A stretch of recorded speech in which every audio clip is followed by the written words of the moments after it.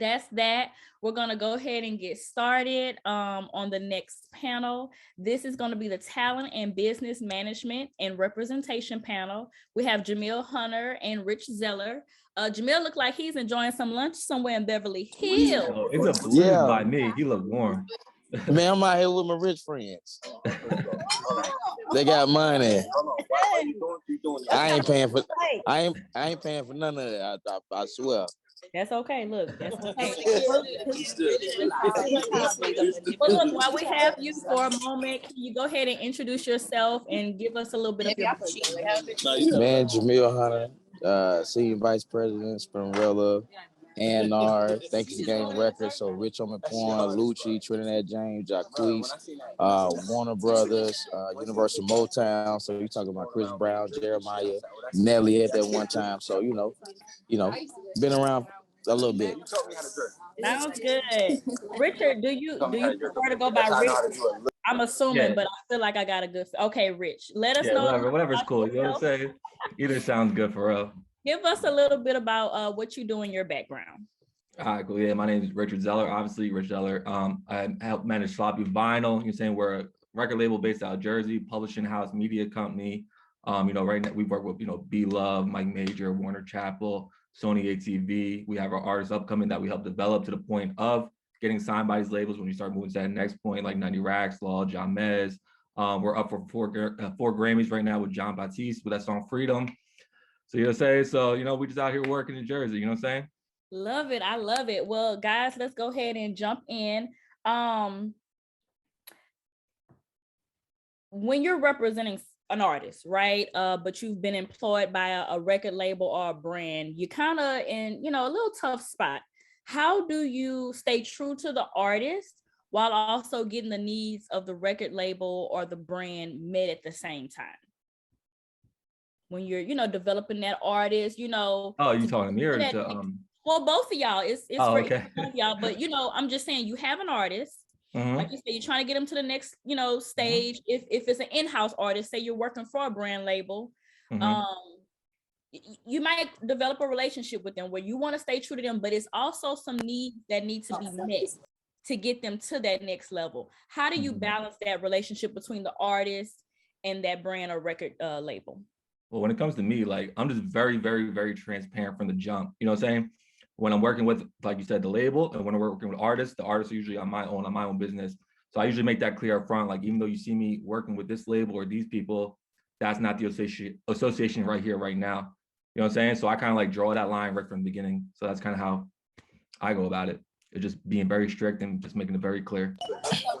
Now, to piggyback off of that, I do the same thing, but I try to get my artists and producers to understand what the labels are about and to understand what labels are. You know what I'm saying? Because it don't matter who you with, you're gonna get to that hard place.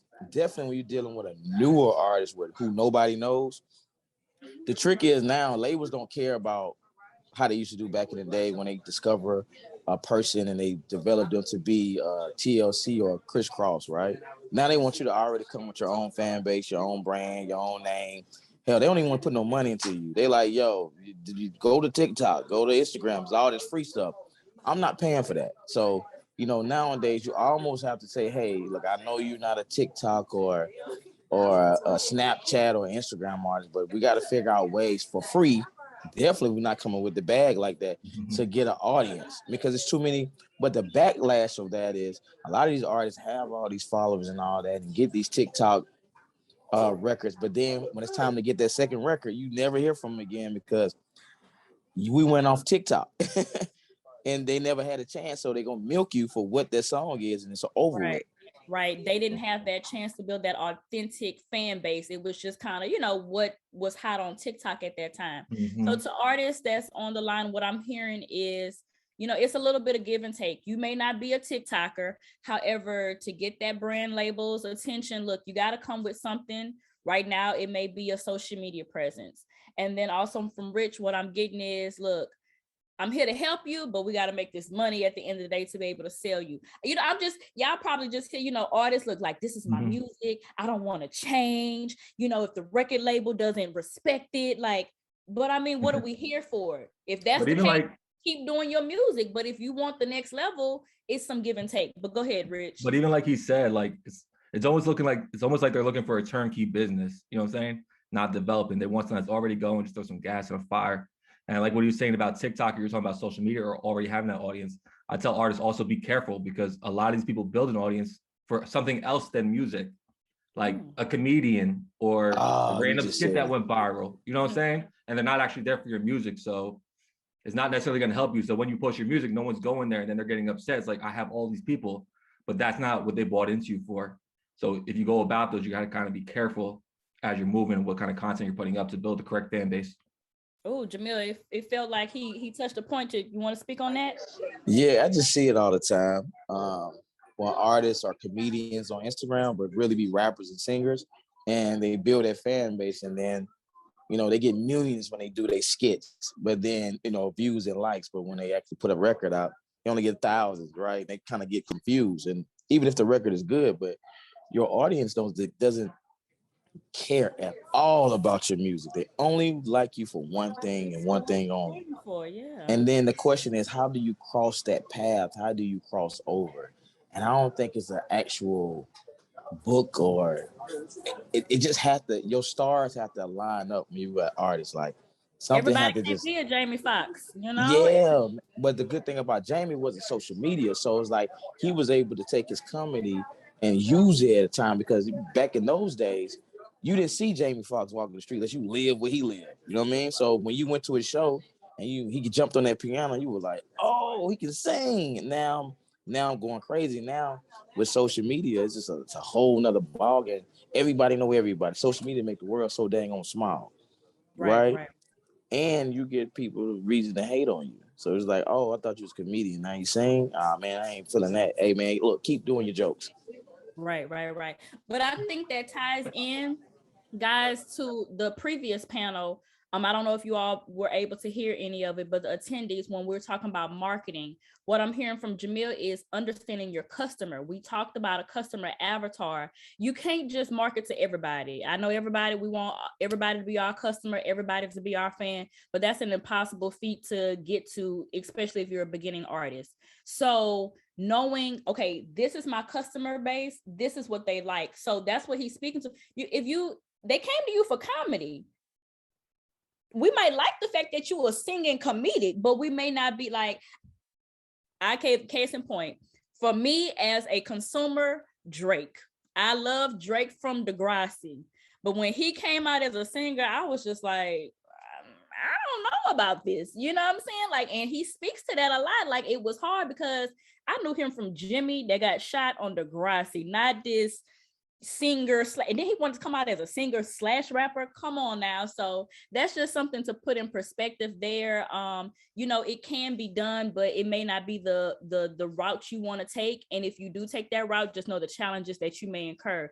You might have built this following doing comedy, doing, you know, skits, but then when you go to the record label and you're not getting those same engagement numbers, you know, you just have to deal with that. Okay. Next question I have for you guys. You both have worked for, you know, a major brands, but you also have your own endeavors. What are some things you learned from working with those major brands and that experience that helped you in those businesses that you all do now? Money that you don't have, money that you need sometimes, to be honest with you. You know, when you're working with a brand, they got budgets and stuff, so it's easy to move around. When you're working on your own, that money that you got to come out your own pocket. You know what I mean? So that could be a big difference, you know what I'm saying? That can change and shift a lot of things and how you move with certain things. So that's kind of how I feel. Or yeah, I feel like the same. You're saying just getting to be around like the major labels or major brands, you get to you know, to pick up a lot more knowledge and information that you really can't attain necessarily anywhere else, because you get to see it day to day and as it moves. So it's, for me, just like taking those in the pie. But like you said, like they obviously have budgets, but you can learn how to do it on a smaller scale or learning how to blitz it or starting to build a foundation. Correct. You know what I'm saying? So I just try to take, like, I was in the military for 8 years. I worked in Congress, then I switched to music. So I've just been able to take like the knowledge from all those different brands, even at government or military stuff, and just applying them to these situations, like how to move, how to do business correctly, how to gain the proper fan base, how to work with brands, learning that when you are developing plans and creating content, it doesn't just have to purely be about music. When I was at Atlantic Records, I was in content partnerships. So you learn, like you're saying, just find out what your other verticals are, find out what your other interests are, and you open your possibilities of having more content to attain new types of fan base that you want to got if you stuck strictly to just doing whatever type of music you're doing and sticking to those kind of platforms. You know what I'm saying? So that's kind of what I got from it. Gotcha. Jamil, it sounded like you were about to say something else towards that. Or you were just agreeing with Rich? Yeah, I was agreeing with him. He nailed it. He's like, bing, he nailed it. That was perfect. I like how y'all are, coming together on this. I love that. Like, Isaac said on the first thing, like, we're panelists, I'm a host, but we still just learn a lot and connect with each other from this. Now, with that, I've been seeing, and I'm so glad I'm one of those people. I think we're in this entrepreneur, quit your job, hustle culture. However, I think maybe you all can speak to the fact of, just maybe staying, in these big brands sometimes, or staying in corporate, just to learn what you need to learn before you just do it on your own. How long were you with brands before you decided to, start your own endeavors? I'm still with it. I ain't quitting. Period. Nah, I need the insurance. I need all that. I tell it, yeah, man. I mean, doing it on your own in the music industry is so tricky, man. It's a roller coaster. Sometimes you hit the lick and sometimes you don't. And a lot of times you do way more work than you're going to get paid. So if you able and blessed to work with these big brands or work with these big labels, stick with it, and then just do other thing on the side. Now, if you're doing stuff on the side and it's starting to branch out and you losing that, you're making way more that you're doing at these labels, then go ahead. It makes sense. But just to quit, to be like, to be an entrepreneur, all right, you better be able to put in that work and understand what they come with. Right. It's definitely not for everybody. I definitely still have my 9 to 5, and I definitely plan on keeping it for a long time. But, I just feel like people need to start learning what works for them. Same thing with artists. You can't look to this artist to be like, oh, they did that or that. You got to learn what works for you. So what worked for you, Rich? Repeat the question. It works for me in what sense? I'm sorry, because I know you're talking about you still work with the big brands and then you convert it over. Yeah. How long did you work? Oh, okay. So like I said, I'm still doing it. Like I said, so now even though it's not a major record label, we're still up for Grammys. We're still working with, saying a lot of people, and I still do stuff on my own. So I don't see no point of ever exiting that, because I still do the business on my side, but still working with those brands, or still being in that mix. You still are, growing your network with the people that need to, saying you need to associate with. You're seeing how they're planning, what trends they're developing, moving towards, what they're looking for. So now it's almost like you're being like a spy or an inside guy for clients or things that you have within your own personal business, saying at the end of the day. Okay. So like I said, for me, it just makes sense to keep doing that. Otherwise, why cut off, why handicap yourself if you're still able to work with those brands? Right. Now, because I was thinking this, and you kind of stated like, you're kind of like a spy. How do you remain, how do you keep that integrity now? Can y'all both give me one point of how do you keep the integrity? Like, I'm working with this big brand. I have these resources, but I'm doing my own thing. So we won't have no legal, issues, no fights, no scuffles. How do you kind of keep that separate while you're still working with both? Yeah, so like I was saying earlier. Oh, go ahead, Jenee.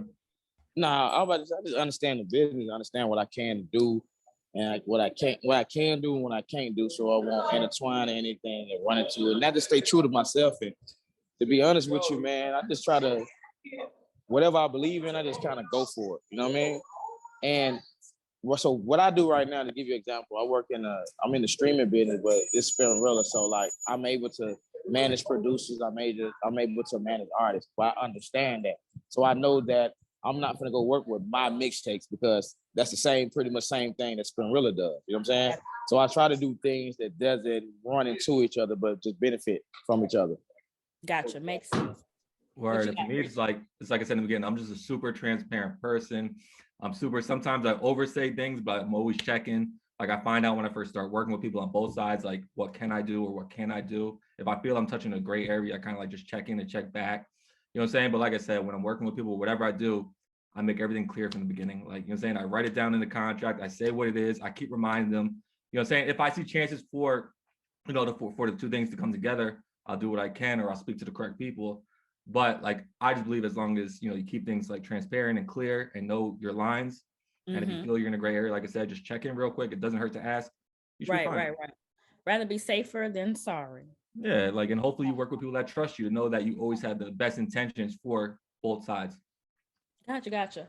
I have one last question for you guys. I hope the attendees, y'all are learning some things and y'all have some questions. I feel like Jamil and Rich are some great resources.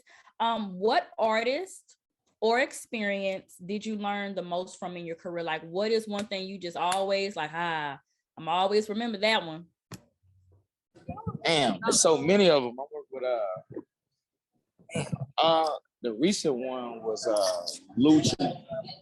YFN Lucci. Mm-hmm. I think I took the friendship more than the business part. And I think when he ended up getting locked up or whatever, it kind of took me out of the game a little bit because I put all my apples into that. And then when he made a decision or whatever, and it kind of knocked me off my pivot. You know what I'm saying? I learned that, and I mean, they always tell me, like, look, don't mix that. Like, cause what happens is when you get with an artist, it becomes a whole loyalty thing and a trust thing. And then next thing you know, you're around them more than your family a lot of the time. So it's kind of hard to be like, it's just business. Like, no, man, it's like my brother now. And I think when I took that so seriously, and then when it got knocked away from me, I feel like everything got taken away from me. I'm like, yo, bro, you just messed up everything for me too. So I learned that I got to just try my best to just keep stuff business sometimes. That's all. Man, that's a good one. I got to pause on that one. That is a good one. My experience with working with GlobeVision, we work a lot with a lot of people, but it's never disrespectful, but I do cut some conversations short. I do kind of stop certain things where they are, because at the end of the day, we all need to stay in a space where we can all continue making money.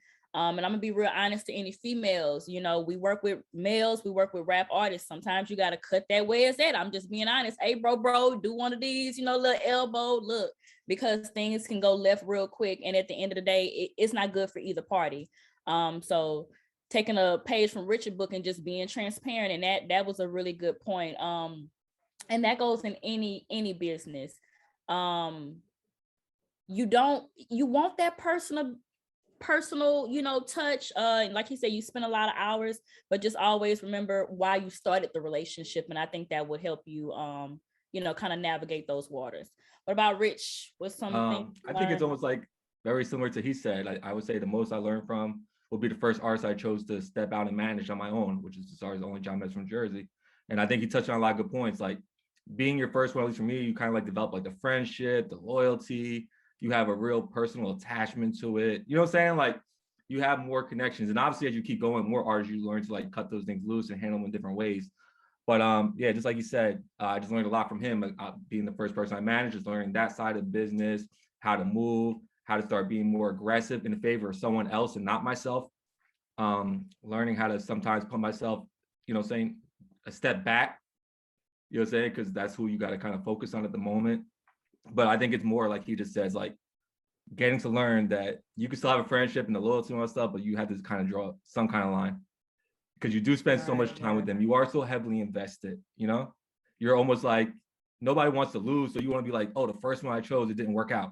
Like, it's just in us. Like, I'm from Jersey. Like, I want to talk my shit. I want to win. Like, I don't want to lose at all. You know what I'm saying? Especially coming from the military, where it's like, die or complete the mission. You know what I'm saying? So I still carry some of those habits. It's a little extreme, but that's just like, that background. Look, man, that was deep as hell.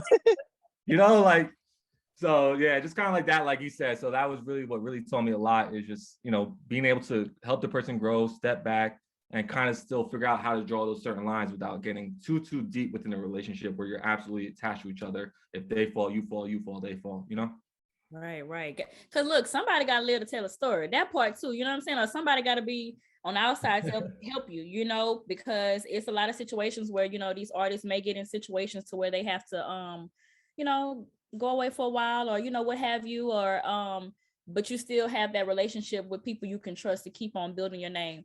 I never forget, I'm from Baton Rouge.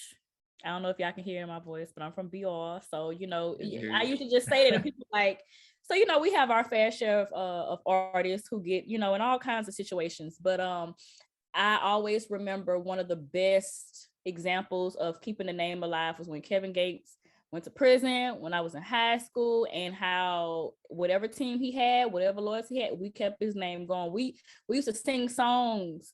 Like it was never like he left. So I'm just saying, you know, those relationships that he had in place, that when he had to go serve time, and I think it was about for 2 to 3 years, that we never stopped playing his music. When he came out, it was even more, you know, so you just also want to keep that in perspective, and hopefully you can have those conversations with your clients so where they know, like, look, it ain't no shady stuff when you gone. We just trying to make sure when you come home, you know, we still all have something to eat from.